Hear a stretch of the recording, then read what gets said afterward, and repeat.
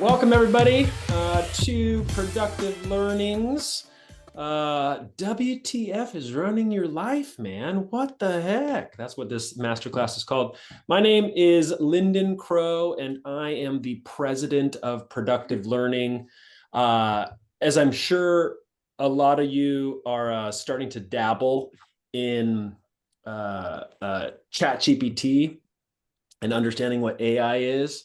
So is my wife, who is also, as many of you also know, she's an exceptional trainer and facilitator of our workshops here at Productive Learning. Anyway, if you don't know, ChatGPT starts to understand who you are and how you think and what some of your concepts and beliefs are. And so the other day, Cassie actually asked ChatGPT, what do you think I believe and Productive Learning believes? And this is what without any other prompt, mind you, this is what ChatGPT said.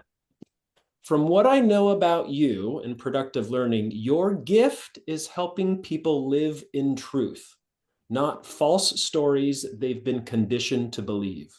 You want people to wake up to the fact that they are not their fears, their past wounds, or their limiting beliefs that lead to inauthenticity. Your gift supports them in recognizing they have the power to break free, to live authentically, to navigate conflict with maturity, and to experience deep, meaningful connection. What drives you is knowing that freedom, true inner freedom, is possible. You don't want to help people fix their problems. You want them to experience liberation at a soul level. You want people to know peace is possible, that they don't have to stay stuck, that they can resolve conflict, heal wounds, and live from a place of deep integrity. That's pretty impressive. Then it said, does this resonate? And Cassie was reading it out loud and crying, and I was crying. I'm like, yeah, I think it gets who we are. What did they say about Pretty you? impressive. I've spent the better part of 20 years, maybe longer if you look at the unstructured way of how I look at life, wanting to understand one thing. Why the hell do we do, as much as we are smart, capable, intelligent people, why do we do what we do when we get ourselves into such stuck and uncomfortable places? And many of you probably understand this idea of autopilot. We go on autopilot. Our unconscious part of our mind says, I understand this scope of what's going on in front of me, and now I'm just going to enact autopilot and run through life. And so, well, let me back up. Part of the reason why we do this is because the mind is always looking to create efficiency. This is a biological being using caloric energy to function. And so if this brain can use the same neural pathways over and over and over again, that is highly efficient, and it reduces the amount of caloric energy it needs to actually function, as opposed to create new neuronal pathways and think differently and create different results. That takes a lot more effort. That takes a lot more caloric energy for the system to function. And the system says, let's reserve energy. Go with what is known and what is programmed. So we are running a pre-programmed machine on outdated scripts that you aren't consciously choosing. And those scripts, they're shaping your success and your relationships and your happiness, most of which without your permission. They're just running. So at Productive Learning, what I do, what my staff does, what our mission is to help you rewrite your script so you can create what it is that you consciously want, not what your system unconsciously is programmed to do. So by the end of the session, we're going to do a few things. Identify hidden mental loops that are running your life. You're going to understand why you keep making the same kinds of mistakes, and learn to take back the pen and start to rewrite your own damn story. Sound good? Yes. There we go. I got one person. Thank you, Joe. there's any question, I'll just ask Joe since everybody else is asleep. Come on, people. I need this to be interactive. This is not theory. This is real life application. All right, got some smirks. If you haven't already, I'd love for you to open up your chat box because I'm going to be asking some questions. Go back and forth. Jamie now, who is an exceptional coach and works with us here at Productive Learning. She is my co-host. She will be typing some stuff in there, any of these amazing tips and tricks that I give, and or probably just some of the questions that I ask for you to look at. All right. Before we dive in, here is my question for you. What's the one area of your life right now where you feel stuck? Like no matter what you do, it doesn't seem to change. Maybe some of the players change a little bit, but it's the same dynamic.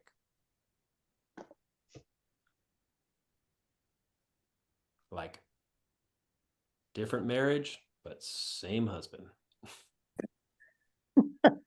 New job, but same stress. Steve, my man, glad you're joining us, buddy. Steve is one of my very closest, dearest friends. So the question is, as Jamie put on there, what is one area of your life right now where you feel stuck? Joe, great. Relationships. Write it in the chat if you are open to. Overworking and allowing my self-care habits to take a back seat. Thank you, Angie. Appreciate that. There we go. Intimacy, making time for my health. Good, Steve. Thank you. All right. As you are hopefully thinking it, if you're not writing it already, you better be thinking it because this theory doesn't go very far until you put true life application on it. What I'm going to go through is what we call the mind model. So I'm going to share my screen right here. All right. This is what we call the mind model. As we go through life, there are experiences in the world. Those are just stuff happening outside of us. When that stuff happens outside of us, it triggers thoughts. Thoughts are just neural connections and electrical impulses firing from one neuron to the other. As we have thoughts, we have a huge electrical storm going on in our brain. Everybody understand and has heard about the difference between conscious and unconscious. So this is a very familiar diagram of how we look at conscious versus unconscious thoughts. We have conscious thoughts, which are ones that we are aware of. This is like looking out over the ocean, the freezing ocean, and seeing the tip of the iceberg. We can see roughly 10% of what that iceberg is. That's kind of the idea of what conscious thinking is. We are roughly aware of 10% of the stuff that's going on in our head, which means that there's roughly 90% of the thoughts that are going on in our brain, which are also governing your behaviors and your actions, are unconscious to you. 90% of the thoughts that are governing your behaviors and choices are unconscious to you. That's just the structure. There's not much to do about that. That's the way God and evolution, whatever you believe, has us here today. This is what's going on, okay? What we like to say is that line of the water is awareness. Awareness brings whatever is unconscious down here into consciousness, okay? Going back to our mind model, we've got an experience out in the world that then has triggered thoughts that go on in our head.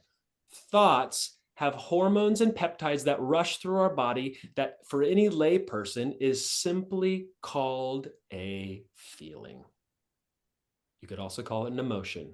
I like to differentiate the difference between feeling and emotion. Feeling, I'll call it physical. It's in your body. When you feel sad, do you feel lighter or heavier?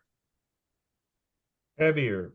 Heavier, thank you, fantastic. And when you feel nervous, do you typically feel cold or do you get hot?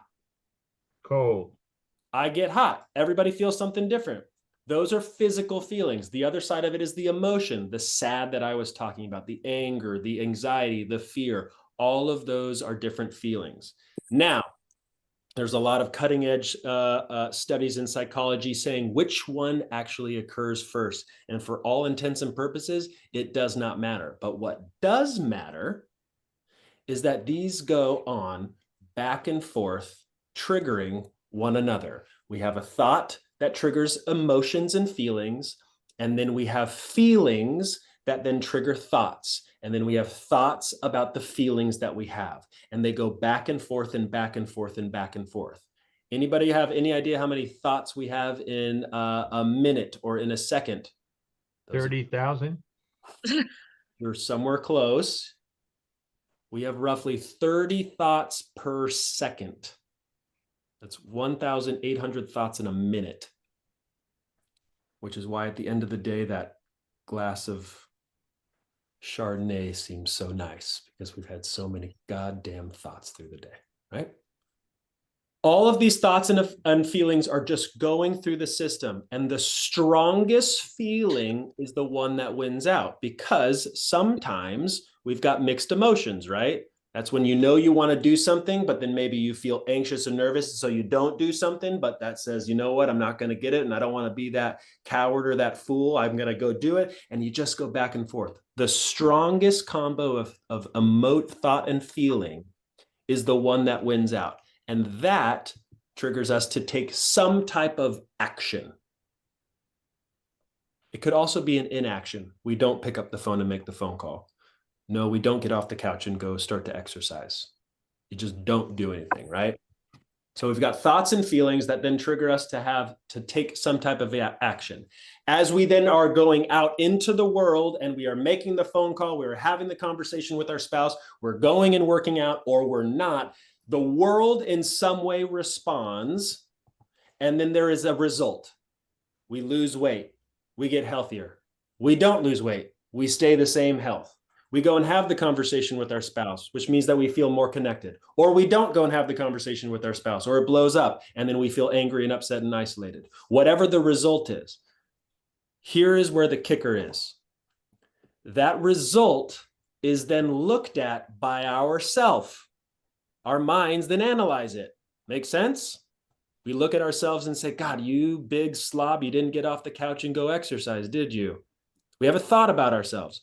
Or, hey, you actually had a super hard conversation with one of your employees today. You told them to step it up when you know that that's scary for you to do. And you think about you look at you analyze your behaviors and your actions and the results that go on. So we have a thought. That thought then restarts the entire cycle. We have feelings about it, and we have thoughts about those feelings, and it goes on and on. This whole system goes over and over and over again. And what we like to call it in our Beyond Reasons workshop is it creates a bunch of BS. It creates a bunch of belief systems. Get your head out of the gutter. Belief systems. All right. Now, here's the thing. As we create those belief systems, remember this mind-body system is looking for efficiency. It's burning calories when it has to think. And when it has to think consciously, is burning a lot more calories than it does when it is functioning at an unconscious level. And so as that diagram goes over and over and over again, week after week, month after month, year after year, the system says, I've learned the concept now. I understand how it goes. You've programmed me. So I will lob that thought, feeling, action process into the unconscious part of our brain, right? As we go into the unconscious part of our brain, the system says, it's way faster down here. There's a lot more myelin sheaths going on in our neural pathways. And that means that things are firing super fast and super effectively. And the system says, you've done a good job. The system does not care if that thought, feeling, action results that go on is a positive experience, is a sad experience, is a successful, beneficial experience, or is a lonely experience. It does not care about that. What it cares about is, from an evolutionary standpoint, is, can I lob as much of this conscious, time-consuming, and caloric-consuming energy and processes into the unconscious. And once I do that, the system says, you're going to evolve. Good job. Keep going. But then you start to think, well, why do I continue to recreate the same output all the time? Going back to the first initial question that I have. Starting to follow? Nods of heads. Yep. Thumbs up. Steve, you following? Come on. Don't be falling asleep. Thank you very much. Good. Good. All right. So for example, actually, I thought about this earlier today. I had a client, he runs about a $20 million organization. And he could not figure out why he kept avoiding tough conversations. He would actually hire people just to take the job of managing, and then even more specifically, firing people because he could not stomach having those uncomfortable conversations. So he started to do trainings with us, and he started to dig in. And the further that he realized himself and some of his thought, feelings, actions, results process and what was going on underneath the surface, he started to realize that he had a fatal flaw in his thinking. Here's the flaw. As he grew up, he had a very strict and overbearing dad. And that strict and overbearing dad didn't give him positive praise. The only attention and feedback he would give him was on ways that he did something wrong and or ways that he should improve himself. If he did well, nothing came from stoic dad. If he did bad, here's what you should do. Here's what you did wrong. Here's what's going on. Now, unknowingly, that created a connection for him. What we also have to understand is a parent's attention, which to a kid is the main method of love, only comes for this guy with the connection of feeling ashamed and that he's done something wrong.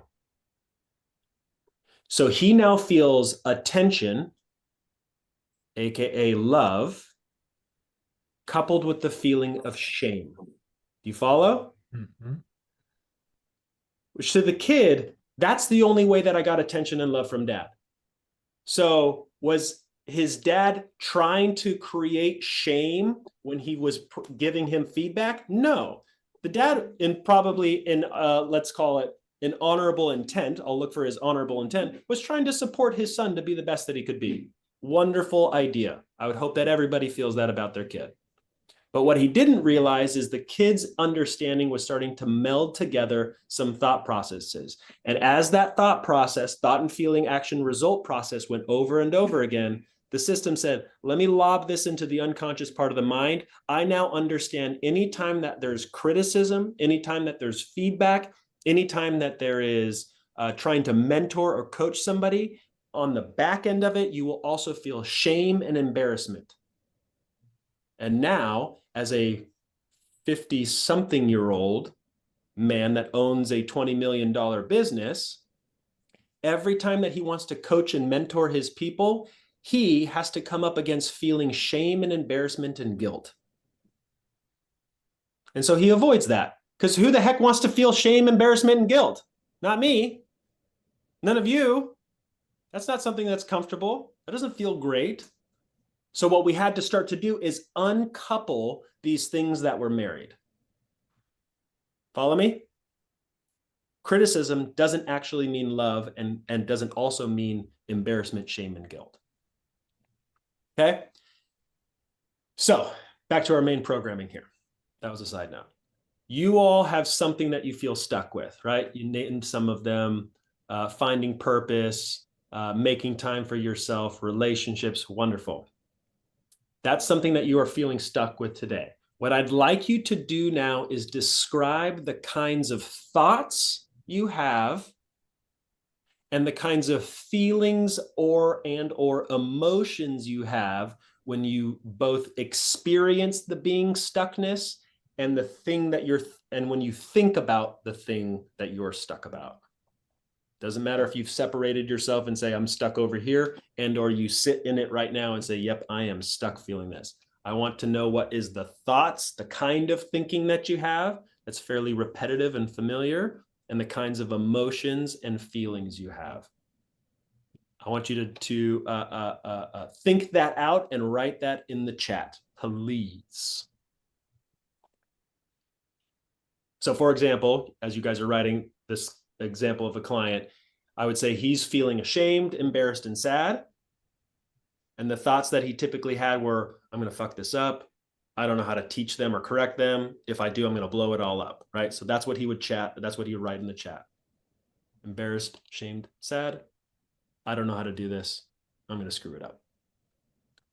Want to clarify feels very important. What's the thoughts you have about it? Familiar, recurring thoughts. What's the feelings and the emotions you have about it? Jot it down on your paper, write it in the chat. Why bother? Perfect. Yep. Embarrassment, irritated, Kelly. Nice. Yep. Thoughts. I'm a sucky leader. WTF. That's why you signed up for this one, because you're thinking WTF. You're like, this is me. Okay. So again, those of you just joining us, I want you to write the area that you feel stuck with in your life, something that's recurring. I want you to write down what are the thoughts that you have, pretty typical normal thoughts. And then what are the feelings and emotions that you feel? What should I do? Good. Disappointment in self. Good. Steve. I'm tired. I'll do it tomorrow. Yeah, I'm tired. I'll do it tomorrow, right? Doesn't everybody have the most brilliant ideas and feel so motivated at like 9 o'clock at night when you're taking a shower? Like, tomorrow, I'm going to just nail it. And you feel so motivated, and then tomorrow comes. Okay, good. All right, I want you to write those down. I'm going to use an example for myself. So I have a fairly persistent feeling thought of, if I want to do it, I'm going to have to do it myself. No one else will want to. And I typically think something along the lines of, they'll think it's dumb, they'll think I'm dumb, they'll laugh at me. And my feelings are some combination of embarrassment and fear and anxiety. So that's what I would put. They'll think I'm dumb, I think I'm dumb, and I have embarrassment, fear, and anxiety. This is mine. Now, here's the next part of what I want you to do. And I'll use my personal example as the demonstration. So background context. If the mind is meant to be an efficient machine and conserve energy by using the same neural pathways that are way more efficient in caloric consumption than building new neural pathways, then I must have thought and felt this similar kind of thing before. Because that's easy, that's efficient, that's effective for the system. It's maybe not with the same people or in the same circumstance, but my internal workings, my thoughts and feelings would be the same. If that's the case, then there should be real evidence of that familiar thought feeling pattern throughout my history. And this is what I want you to go do. Go back through your history and find as many times in your life that you had this thought feeling combo. So for example, I'm 38 years old. I felt this when I bought the business from my dad 2 years ago. I thought that the staff, they're all going to flee for the hills when I announced that I'm buying the rest of the business. I thought that I was going to make this incredible mission and this impact that we have all go to shit. Mind you, I had been president of the company for the 7 years prior and 50-50 partner, but I still had the thought, right? If I go back even further, when I wanted to buy our first house, I thought, and it kept me from moving forward for I don't know how many months. If I reach out to realtors and mortgage brokers, they will look at my piddly little income and think, this guy has no idea what he's doing. Yes. And I will feel embarrassed, and I felt ashamed. And so then I didn't move forward. They won't want what I want. They'll think that what I'm doing is dumb. If I go back further in college, this one, when I thought about this one, I actually brought up emotions in myself. Go back in college, I wanted to go do a live abroad, like a semester abroad, right? I'm sure some of you guys did that and whatnot. And so I mustered up enough courage to go to the Live Abroad office, and I walk in, and there was a bunch of people in there, and there were a couple of different lines to go into, and everyone had papers that were already filled out. And I thought, oh shit, they know what to do and I don't. And I turned and I walked out. I never did a semester abroad because I thought they'd all laugh at me for not knowing which country in the world I wanted to go to, or how to fill out the form correctly, or what line to step into. It was just simply taking in information and going through my filters to prove some point of, I don't know what I'm doing. They're going to think I'm wrong, right? I can go back even further, playing with my sisters and cousins. Many of you have heard this. I wanted to play Frisbee. They all wanted to play house. I then played Frisbee by myself because nobody wanted to play. And I played by myself for a few hours, which is kind of lame to play Frisbee by yourself because it's at least a two-person sport. And when I got sad and lonely and bored, I walked in to the room that they were playing in, and they were all dressed up. There was bowls and plates and towels and sheets, all with stuffies all around, and a whole game and a whole enactment was being played. Some people would have thought, wow, marvelous, a magical make-believe thing that I could join in. Not for me. I felt insecure. That thinking came in. I thought, I don't know how to play this game. They'll think I'm dumb for coming in late and being behind the 8 ball here. I don't know what to do. So I walked out and I hid my embarrassment and my sad tears, and I went and held the Frisbee, but I didn't want to play Frisbee outside on the porch. So what I want you to do is go back and look for yourself. Take your thoughts and feelings about your stuckness that you're in today, and where else in your history have you felt those same thoughts and feelings? Go back to yesterday, because it probably was there yesterday. Go back to your 20s. Go back to high school and elementary school. Go back to your times living with mom and dad. List them off. Bullet point them. Again, I want to give you a minute to really write these out. Where else in your history have you felt this thought-feeling combination? I'll give you a couple minutes.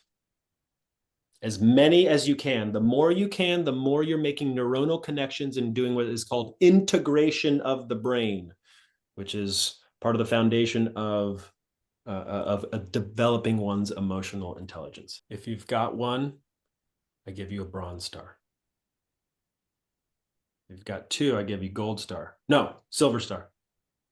3 or more, you get gold stars. Steve, in relationships, good. Okay.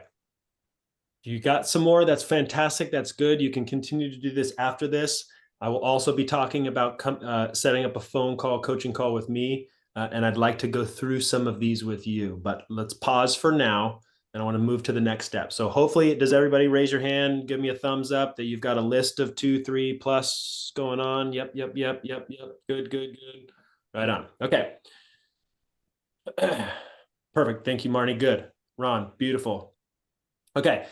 So these thoughts influence how you feel, right? Your emotions and how you behave, those actions that you take and or some that you avoid or don't take, right? The feelings that arise in response to thoughts and experience guide our decision-making and our motivation. And the crazy thing is that you might not even realize it because they can be conscious, but most of which, as we said, are unconscious to us. The efficiency of the brain says, don't take the precious resources of consciousness and use them here. Let's use conscious resources for the saber-toothed tiger and the bus flying down the road. Let's not do it for the thing that we've been reenacting over and over and over again. We know the play. We'll just keep doing the lines without even thinking about it. Okay? But all of those lines that are written down for us that we are continuously reciting unconsciously shape our relationships. They shape how we perform at work. Basically, every human interaction goes through some filtering of those beliefs. Some of those beliefs work for you. Those of you that are successful in certain areas, you probably have unconscious beliefs and assumptions that help you see opportunity where other people don't. Does anybody have friends that just seem to make a lot of money? They just seem to are flush with money. They seem to get it. They seem to understand it. More seems to come to them. They don't really talk about it in a way where it's a struggle. They talk about it as if they either don't talk about it because it's not even on their mind, right? They have unconscious beliefs about money, how to make it, how to sell things, how to buy things. They just see it. It's unconscious to them. You have those too. You have those unconscious beliefs in this area that are stuck to you that are filtering your life where you're making decisions that keep you in the rut. And remember, the system doesn't care that you're landing in a rut and sad and upset and depressed and not motivated and not getting healthy, whatever it is. The system says, hey, we've done it before. Let's do it again because that's efficient. We're good to go.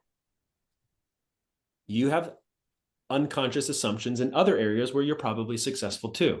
I'm not talking about those ones today. Those ones today, I'm just going to keep on a shelf and say, hey, check out those good ones. Nice. These ones over here, these ones are screwing things up and I want to deal with those. We're going to pull up those weeds, right? Okay. The actions you take are based on your thoughts and emotions. They're often shaped by all of those past experience that got programmed, whether they were intentionally put in or not. Many times it's just how we grew up. It's just the way mom and dad interacted with us. It's just the way we dealt with our sisters. It's just the way we dealt with our faith and our religions. It's just the way that we felt we dealt with school and teachers and other kids. And we just went through life. And then with the clarity in the mind of a 3, 7, 8, 10-year-old, we started to develop ideas and ways that we believe the world works. And now we're run by those. Okay.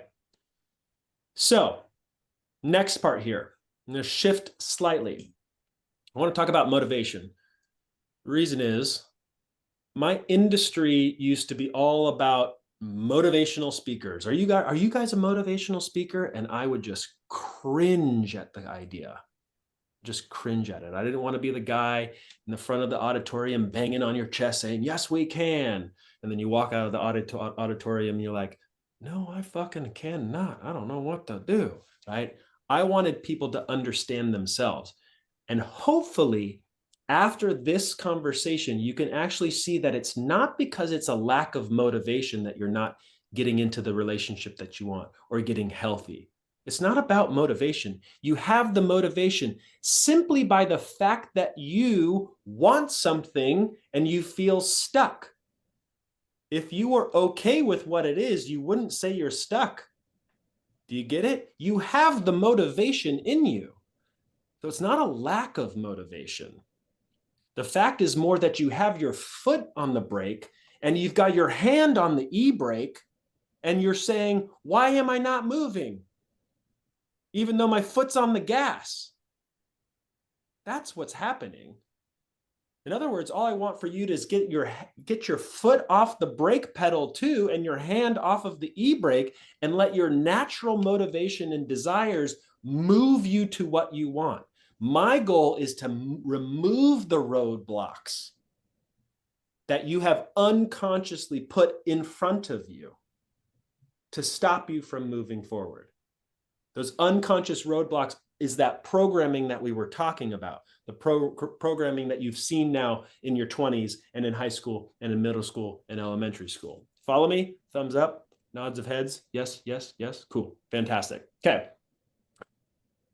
Now, what I want you to think about is in regards to motivating, what is motivating to people.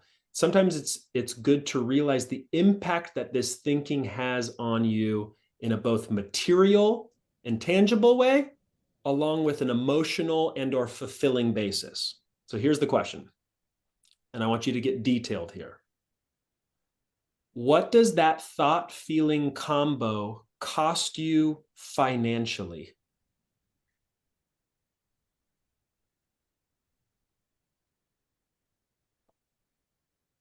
And if you need a time frame, look over the last year.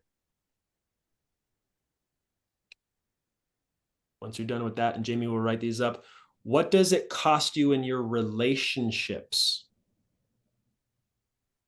Again, if you need a time frame, over the last year.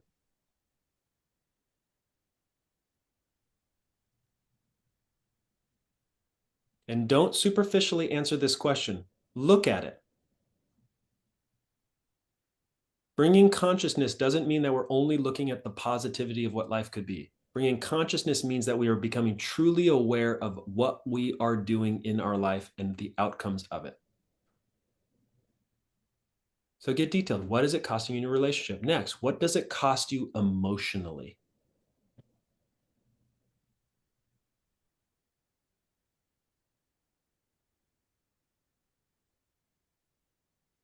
And then finally, what does it cost you at a spiritual level?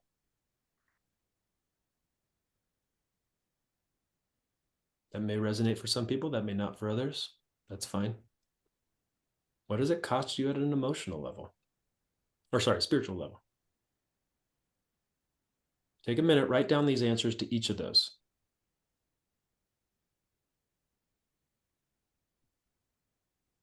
The cost of being overrun by that thought, feeling, historical blueprint is what? Okay. Is everybody looking at that? Everybody looking at what the cost is? You got it labeled out. I'm sure it doesn't make you feel wonderful and great, but what it does is it brings truth to what is. And when you've got the truth, that means that you are able to do something with it. If you are living blindly and you are not in the truth, boy, oh boy, how can you change course if you are on autopilot and you don't realize it? Okay. So let me give you an example for me and what it cost me in regards to what I was talking about, which this feeling of being dumb or not knowing what I'm doing and everybody else not doing it. What it costs for me, the one thing that really resonates for me is that it costs me internal peace. If I didn't want to show up many times when this programming is running in my mind and I'm unconscious to it, it can be as simple as there's a party, there's an event, there's a workshop, there's a meeting that I'm supposed to go to.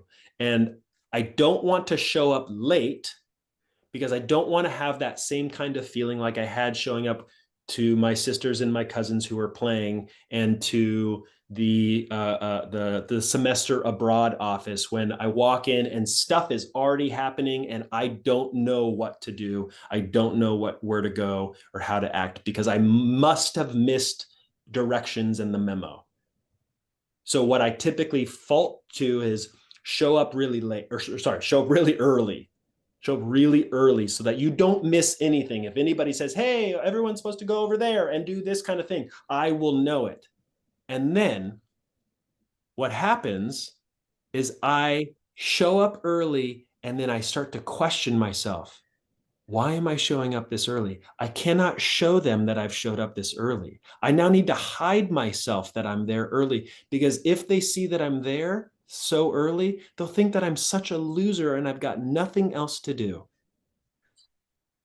So I can't win when this unconscious thought goes, show up late, show up early, show up right on time. I have a reason as to why I will look like a fool in some way. It's a lose-lose. And I can assume for all of you, when you are in that unconscious thought, feeling, actions, results pattern of yours, it's a lose-lose. You want more money and the opportunity knocks on your door, but you're thinking in that old way. For some reason, you won't answer the door. You will shoo them away.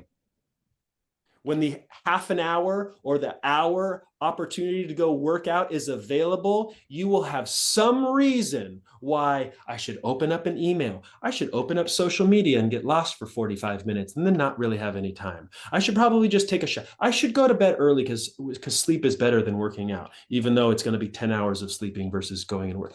There's going to be a reason, because the mind is living in that state of being.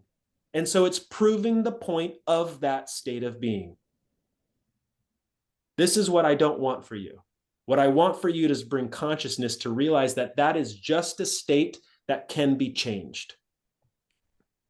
And I want you to realize the cost of what that is to you. And you just labeled it: financial cost, relational cost, emotional cost, and even some of you spiritual cost. For me, it is an internal peace where I never felt like I was in the right place at the right time. Regardless of what time I was actually there. That's what it cost me.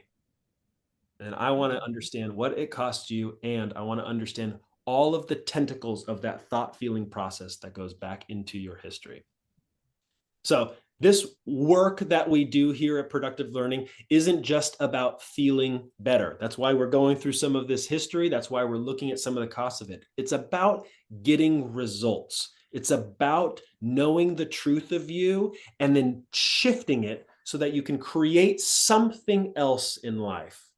Not the same old, something else, which takes work and effort. Like we were talking about, if we didn't want work and effort, then let's use the efficiency of the old thinking and the old patterns. If you want something new, it will take work and effort because you are literally retraining the brain with new neural pathways, which takes a lot more calories. Those of you that have taken workshops walk out of workshops and you are tired, even though you've been sitting in a chair for 8 hours. Why? Because boy, you are learning. I'm watching it with my daughter as she comes back from school. She's exhausted, even though she's just sitting there playing stuff, because she is learning the dynamics of social interaction and hierarchies and what's right and wrong. And that little brain is working. And that's what I want to bring you all through. I want you to work that little system of yours so that it functions in the direction of what you want, not in the same old way. The same old way will just get you stuck.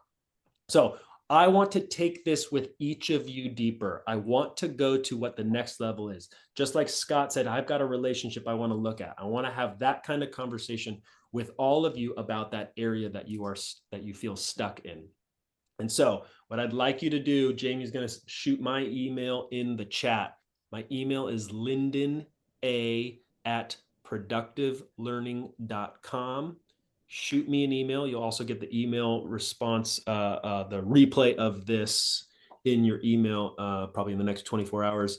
Shoot me an email. You'll get a 30-minute free coaching call, and we will dive into this to see how do we unhook this, and or we can get even more specific to say, if it's already happening in some area of my life, what do I need to do to start to shift this? Because it's not working for you the way that it is. That's the kind of freedom and truth that ChatGPT says so perfectly of what we do. That's what I want to do with each of you guys. All right. I love you all. Well done. Thank you for being vulnerable. Thank you for being courageous. I am going to have, it looks like, a bunch of phone calls and coaching calls with each of you. Shoot me an email to lindona@productivelearning.com. Let's take it to the next level. Good job, everybody. Bye-bye. Bye.